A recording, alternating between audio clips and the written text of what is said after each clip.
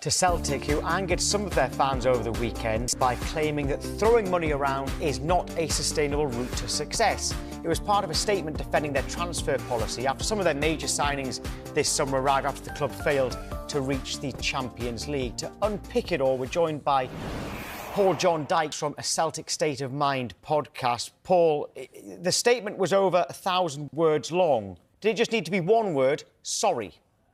That would have been a great start, wouldn't it? There was absolutely no contrition whatsoever within that statement. And the Celtic board came out and one person described it as tipping a can of paraffin over a blazing bin fire. And I think that was an apt description.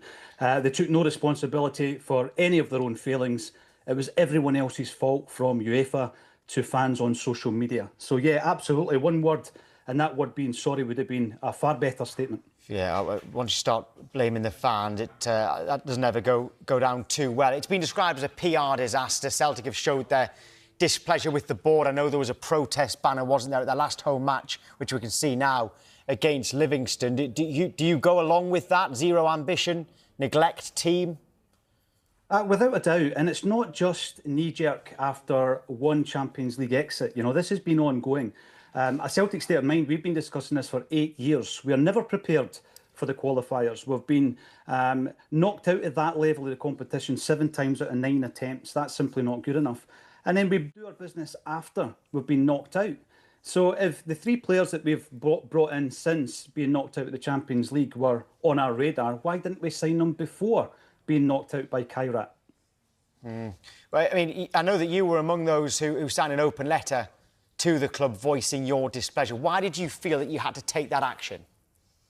The big thing for us, certainly on a Celtic State of Mind, is that your voice doesn't seem to be heard. Now, many of us may not be shareholders at Celtic, but we're certainly stakeholders, season ticket holders, people who are constantly putting money into this football club. Yet, when you read the tone of that particular statement that the club sneaked out on Saturday night, it was condescending. It was talking down to the fan base. It was saying, you know, we know what we're doing. No one was asking them to throw bad money at transfers, but we have something in the region of £100 million in the bank. We have not replaced quality on the park, and the stadium needs huge reinvestment, and they simply do not engage to the level that they should with the fan bases. And I think that's all coming to the fore now. Yeah, I know there was a vote of no confidence in the board submitted by the Celtic Supporters Association after meeting the club and that statement as well.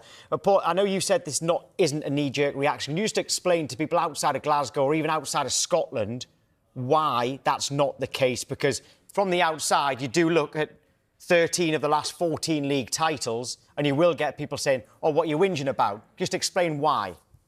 I totally understand that from the outside looking in, because we are dominant in the Scottish game.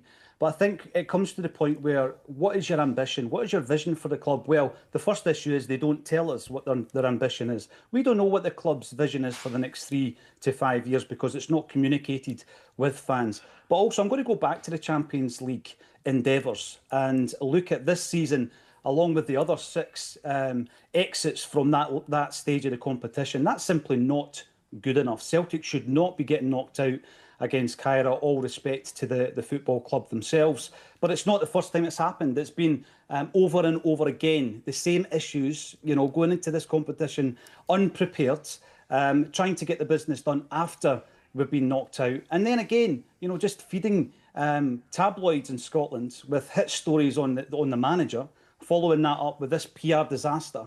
They have gone from one to the next, one big mistake to the next. And the fans now have come together. There's a fan movement, and the club needs to realise that. Well, tell us more about Dyson Maeda, because he's told the club that he wanted to leave this summer and he could well go in January.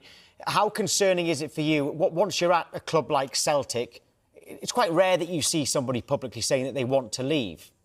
And he's been there a few seasons, and this hasn't happened before. So how much does that worry you as a fan? It's always a worry when you lose quality. It absolutely is. But when you look at the cycle of Dyson Maeda and his time at Celtic, last season was astonishing. He was our best player by a country mile. But he has been at the football club now for a number of seasons. And we, as fans, I think, appreciate that there is a cycle and players come to the end of that cycle and we move them on. Now, that's normally can be offset by bringing in quality every transfer window, because someone else will be coming up to the point where they can step in for Dyson Maeda. We shouldn't be in a situation where we can't sell a player who wants to leave because we don't have the quality in the door. And that's what happened with Dyson Maeda. How worried are you about Brendan Rodgers' future? Because I'm assuming that you want Brendan Rodgers to still be your manager, but he could easily get a bit fed up, like the fans are. There's a bit of chaos going on at the moment at Celtic. And as I say, there was a story that ran in the tabloid press last week, and it was from a source within the club. And unfortunately, it was criticising Brendan Rodgers. Now, what I would say is that if Brendan Rodgers was to leave of his own volition, I don't think many Celtic fans would blame him under the circumstances. I hope he stays. I hope he stays and he gets the absolute maximum out of the group of players he's got to work with, regardless of whether or not he brought them to the football club. We've got 3 tournaments domestically. We've got the Europa League to concentrate on now. We need to concentrate on that. The message is clear. It's all about backing the team, but challenging the board and asking the board for answers to the 7 questions that were in the open letter. Well, let's end with that then, because when it comes to the board, do you expect them to now engage with the fans more after this, especially when it's been considered a PR nightmare? Or could the reaction actually result in it getting even worse? They've got to communicate. That's a simple answer. When you look at the open letter to the football club, it's endorsed by around 400 different Celtic groups, be that Celtic supporters clubs, affiliations, associations, ultra groups, podcasts like A Celtic State of Mind. And that represents tens of thousands of Celtic fans who are saying to the board of directors, you've got to speak to us and we've got to improve this situation.